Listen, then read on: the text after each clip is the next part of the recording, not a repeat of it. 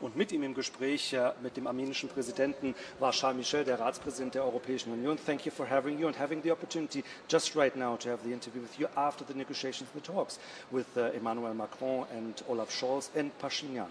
So how EU, how the European Union can support Armenia in this very, very hard issue facing ethnic cleansing of part of its citizens in Nagorno-Karabakh? First, we are determined to support Armenia, and that's why we will provide more humanitarian assistance. We have also made promises to Armenia in the past, and we need to deliver. There is a package of more than 2 billion euros for investment in Armenia, and we want to encourage a rapprochement between Armenia and the EU. And a certain important element is related to the political negotiations, the political dialogue that's needed to normalize the relationship between Armenia and Azerbaijan. And the EU has no hidden agenda.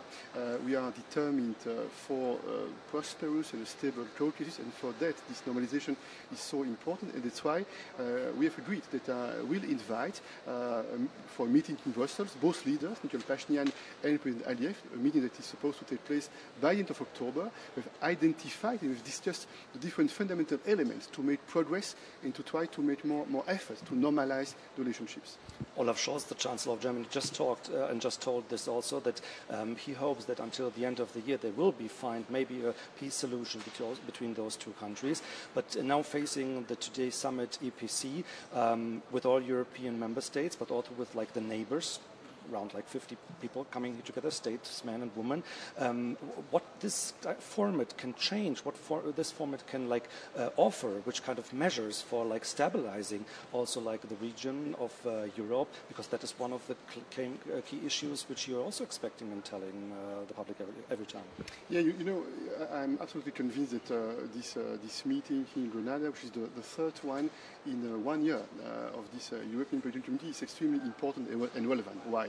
Because the European continent, we are facing the same challenges: climate change, COVID-19 in the past, the energy crisis, the economic challenges, and on top of this, the war launched by Russia against Ukraine. And this is the unique platform at the level of the leaders. And the plenary session is important. The round tables are important because it allows for more direct and spontaneous interactivity, for more sincere mutual understanding among the leaders. But also, there are many informal bilateral meetings. In a few hours, it's possible for the leaders coming from all across Europe to meet, to better understand what are the priorities, how we can converge, how we can develop more spirit of cooperation. And it's fundamental for the trust, for confidence. You know, we have this experience. If we want to make progress together, if we want to cooperate more, trust and confidence, this is fundamental.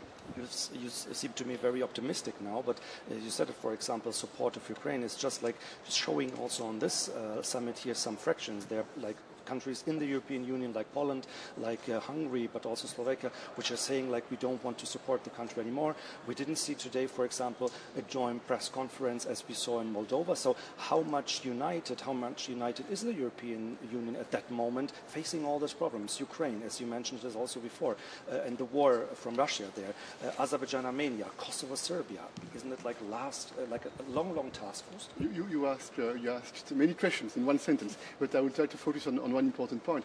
I think that this platform, this political body, is important to try to prevent some conflicts, to diffuse some tensions. What we are doing here, good example with Armenia, and this is a preparation for the meeting that will take place in Brussels. It shows that this is useful, and I would like to repeat again, maybe this is less comfortable for the journalists, and I would apologize for that, but the goal is not to have a joint communiqué. We have the European Council tomorrow. The goal will be to have a joint communiqué. The goal for this format is not to fight for one word here or one sentence there. The goal is to develop a better understanding. The goal is to develop more trust and more confidence, and it's extremely useful.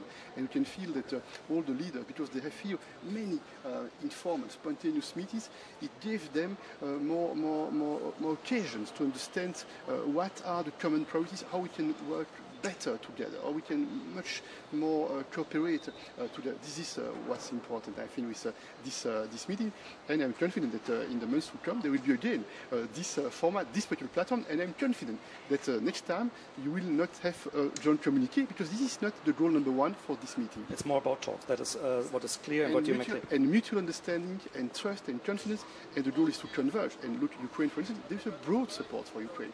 And I remember since the start of the war, many many times journalists, observers, they ask me the question, sooner or later you will be divided, there will be a fragmentation. But look, we took decisions on 11 packages of sanctions, systematically by unanimity. This is the reality, this is the outcome, this is what is important to show that our support is not theoretical, but that our support is tangible for the Ukrainians and for the democratic principles and values. I will try to combine like the day today of EPC, but also the EU summit tomorrow. One of the main topics tomorrow is not migration that could play a role on at lunchtime, but it's enlargement. And you mentioned like a time, 2030, to prepare countries like Western Balkans, like Moldova, like Ukraine, to be part of European Union.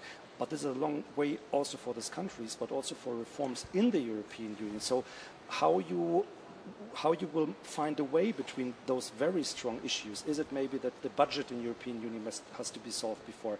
The majority votes, for example. And is it so optimistic that until 2030 we will have new members in the European Union? The idea is not to have new members in 2030. The idea is to get ready, to be ready on both sides, for the applicants and for the EU.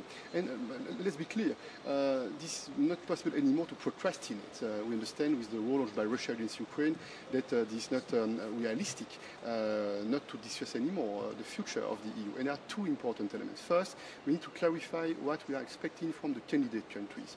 They need to reform and they need to get prepared. It means that fight against corruption, it means that economic reforms, freedom of the press, these are important elements. Point one, they need to do their homework.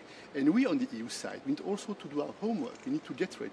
Because you're absolutely right that the question with a possible future enlargement will be what do we do together, what are the priorities, what are the policies, point one, how we decide together. If we are tomorrow more than 30, it will change the European Union's project.